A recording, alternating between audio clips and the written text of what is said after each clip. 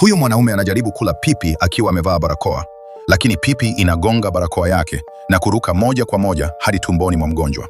Kisha anaingiza mkono wake ndani na kuanza kuitafuta pipi hiyo, lakini badala yake anakuta risasi.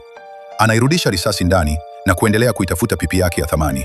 Mwishowe anaipata, lakini imefunikwa na damu. Hivyo anaosha damu hiyo na kula pipi yake kwa furaha. Mara hiyo, wahudumu wa afya wanakimbilia ndani ya chumba na kuendelea na upasuaji. Mgonjwa yuko kwenye hatihati ya kufa kwa sababu madaktari hawawezi kuipata risasi. Alipoona hivyo, mwanaume huyo anachukua kwa kawaida vifaa kutoka kwa daktari na kuingiza mkono wake ndani ya tumbo la mgonjwa. Anaipata tena risasi hiyo. Hali ya mgonjwa inaanza kuimarika mara moja na wahudumu wa afya wanaanza kumpigia makofi kwa ustadi wake. Baada ya muda, mtu mwingine anamchanganya na kumdhania kuwa daktari na kumwomba amwokoe msichana aliyeko kwenye hali ya kupoteza fahamu kwa muda mrefu. Mwanaume huyo hana wazo la kufanya, hivyo anaanza kumtikisa msichana huyo kwa nguvu, kufanya nyuso za kuchekesha na kutoa huduma ya kwanza ya CPR. Lakini licha ya kila alichofanya, hawezi kumwamsha.